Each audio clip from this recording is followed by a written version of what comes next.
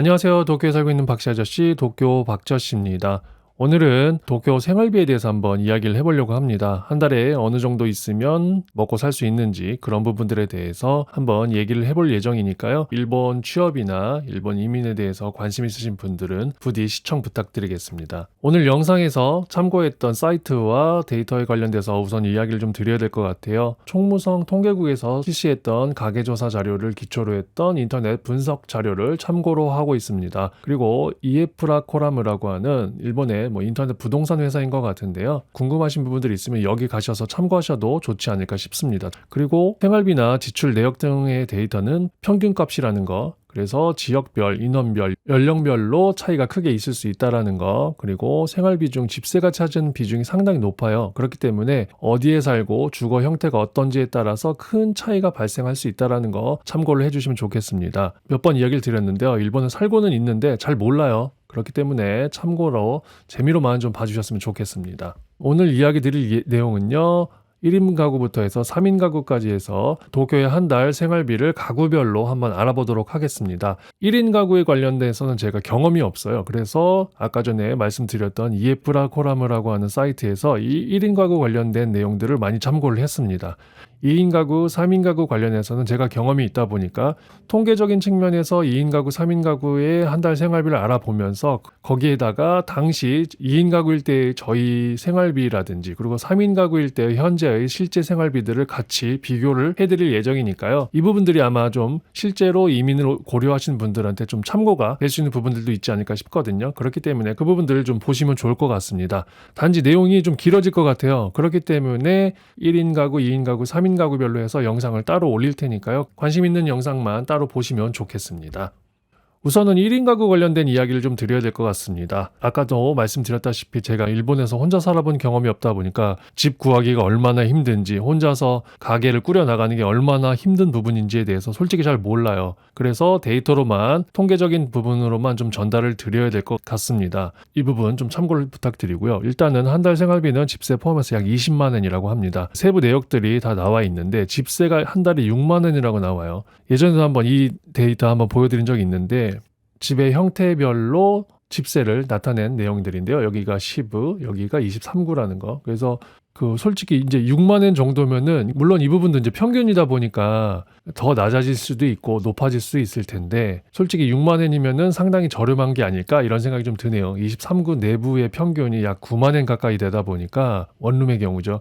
그래서 집세가 상당히 중요하다. 집세가 비싸지면 비싸질수록 생활비도 같이 동반 상승하게 되는 부분들이 있다 보니까 한 달 생활비 20만 원 이하로 맞추려고 하면은 다른 부분에서 아껴야 되는 부분들이 생길 수 있을 것 같아요. 그런 부분들이 있기 때문에 집세가 크게 좌우할 수 있다는 거. 세후 20만 원을 받기 위해서는 세전급여는 약 25만 원 정도가 필요할 것 같고요. 보너스 제외하고 연봉 약 300만 원 정도가 있어야 될 것 같습니다. 초기 비용이라고 해서 기본적으로 이제 이것만 있으면 살 수 있느냐 이게 아니라 초기에 집을 구하고 들어갈 때까지 들어가는 비용들이 꽤 있거든요. 이 부분이 상당히 크다고 생각이 들어요. 그래서 이 부분을 좀 잘 알아보시고 미리 잘 준비를 하셔야지 되지 않을까 싶거든요. 초기 비용이라고 해서 나와 있죠. 저도 잘 모르는 부분이라서 인터넷에서 좀 가지고 왔습니다. 일단은 보증금과 사례금이 있죠. 레이킹이 사례금이고 식기킹이 보증금이 되겠습니다. 보증금은 한국에도 있을 것 같기 때문에 크게 문제는 안 될 것 같은데 보통 집세 한 달치를 보증금으로 미리 내야 되죠. 그리고 이제 레이킹이라는 게 있는데 이건 뭐냐면은 그러니까 옛날에는 이 레이킹이라는 게 기본적으로 있었거든요. 근데 요새는 많이 없어졌다고 하더라고요. 옛날에는 집은 한정되어 있는데 사람들은 많다 보니까 집을 나한테 렌트해줘서 고맙다라는 의미를 담아서 레이킹이라고 하는 거를 이게 사례금으로 전달을 하는 그런 풍습이라고 해야 될까요? 그런 게 있었나 봐요. 근데 요새는 그런 것들이 이제 많이 없어지긴 했는데 있는 곳들은 기본적으로 한 달치나 두 달치 이렇게 같이 내야 되는 부분들이 있나 봐요. 그래서 보증금 한 달치 그리고 사례금 한 달치 해서 내야 되는 부분이 좀 있고요. 그리고 부동산 끼고 했을 경우에 이제 중개료가 들어가죠. 이게 이제 한 달치 들어가고 세금이 플러스 되는 경우들이 있고요. 그리고 선불 집세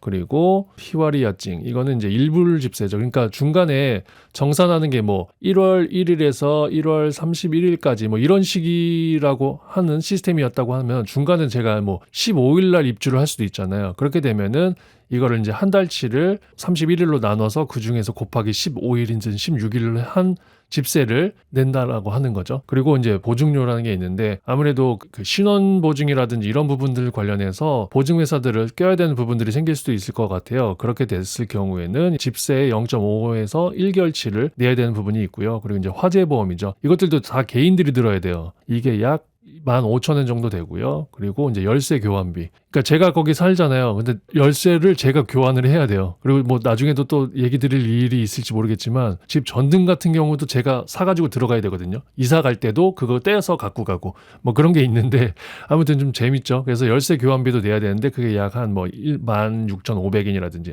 그래서 이런 식으로 해서 초기 비용이 들어가요. 이게 얼마예요 대체?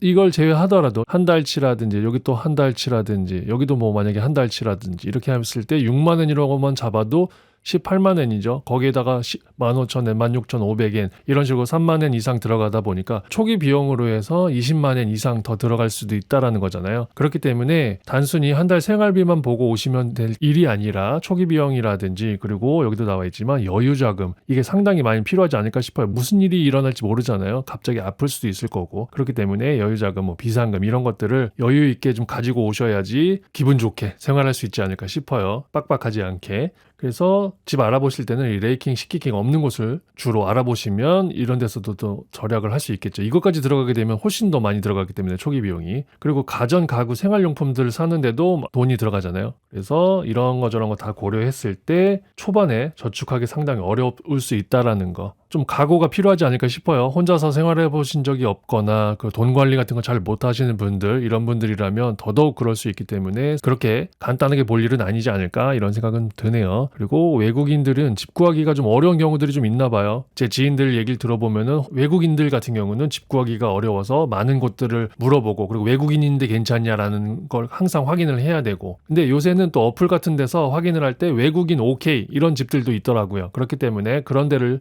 위주로 해서 그리고 레이킹, 시키킹 없는 곳을 위주로 해서 알아보셔서 들어가야 되지 않을까 이런 생각이 좀 드네요. 아무튼 이번 영상이 여러분들에게 조금이나마 참고가 되었으면 좋겠습니다. 마지막까지 시청해주신 분들 정말 감사드리고요. 저는 또 2인 가구 그리고 3인 가구의 도쿄 한 달 생활비 관련된 영상으로 찾아뵙도록 하겠습니다. 감사합니다. 안녕.